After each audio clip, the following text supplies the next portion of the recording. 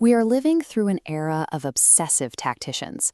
The most celebrated managers in the world are often seen as frantic micromanagers, pacing the sidelines while trying to control every square inch of the pitch. Then there is Carlo Ancelotti. He stands out because he appears remarkably calm. He jokes with his players and approaches the game with a simplicity that suggests the only thing that matters is the final score. This relaxed demeanor often invites criticism. He is frequently labeled a lucky coach, a manager who relies on the natural brilliance of star-studded rosters rather than applying real tactical acumen. But the statistics tell a different story. It is difficult to argue that success is purely accidental when Ancelotti holds the record for the most Champions League titles of all time. The truth is that Ancelotti does not lack tactics. He chooses to reject rigid systems. By prioritizing player creativity over a fixed manifesto, he creates a distinct and repeatable competitive advantage. Ancelotti's strategy begins with his refusal to force players into predefined systems. Instead, he observes the natural abilities of his roster and builds a structure specifically designed to highlight them. At AC Milan, he balanced defensive stability with offensive freedom by implementing the 4-3-2-1 formation, the Christmas tree. Here, Andrea Pirlo acted as the deep-lying conductor, while Gennaro Gattuso provided the defensive shield needed to protect the backline. With the midfield secured, his forwards were granted creative freedom. This balance allowed Kaká to dominate the pitch, leading Milan to a 2-1 victory in the 2007 Champions League final. When Ancelotti moved to Chelsea, he abandoned the Christmas tree entirely.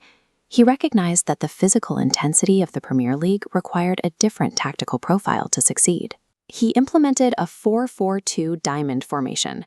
This shift was engineered to unlock the direct attacking potential of players like Didier Drogba and Nicolas Anelka. The result was a team that scored a record 103 goals in one season. Chelsea looked unstoppable, culminating in an 8-0 thrashing of Wigan to clinch the title. Tactical mastery is not about imposing one philosophy on every club. It is the ability to adjust a system to amplify the specific strengths of a roster. That adaptability also extends to his matchday decisions. When an initial game plan fails, Ancelotti demonstrates an elite ability to read the game and execute changes under pressure. During the 2014 La Decima final, Real Madrid trailed until the 93rd minute.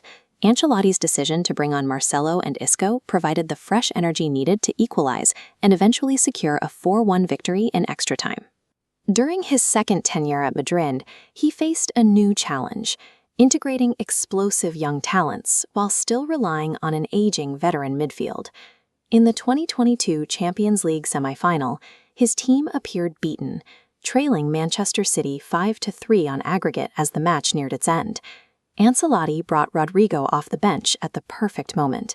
The substitution capitalized on City's late-game fatigue, allowing the young forward to score twice in minutes and force a historic comeback.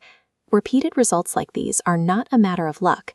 They are the outcome of a manager who knows exactly when and how to intervene when the stakes are highest. The final layer of his methodology is his use of locker room psychology. Ancelotti uses human connection to turn tactical instructions into actual belief. Robert Lewandowski observed that Ancelotti's constant communication at Bayern Munich built a sense of personal confidence. This belief allowed him to take further steps in his career because he felt the manager truly trusted his potential. Federico Valverde also credits his growth to this environment. He notes that Ancelotti's subtle communication and unwavering confidence helped him transition from a frustrated substitute to an essential starter. Cristiano Ronaldo credits the team's 4-0 win over Bayern Munich to this shift in mentality.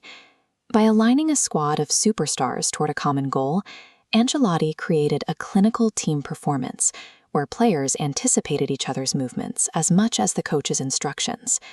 Human connection serves as the foundation for his success. Even a clever tactical layout fails if the players do not have the psychological safety and unity required to execute it on the pitch.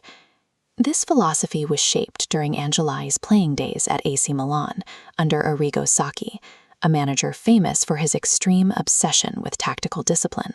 Ancelotti learned the value of organization. But he also realized that granting a player creative freedom is often more effective than trying to maintain absolute control. That realization forged his identity. He prioritizes adjusting to his roster and understanding individual player needs before he ever draws a line on a tactical board. In an era defined by managers obsessing over rigid systems, Carlo Ancelotti proves a simple reality. World-class talent, when given absolute trust and the freedom to be brilliant, can overcome even the most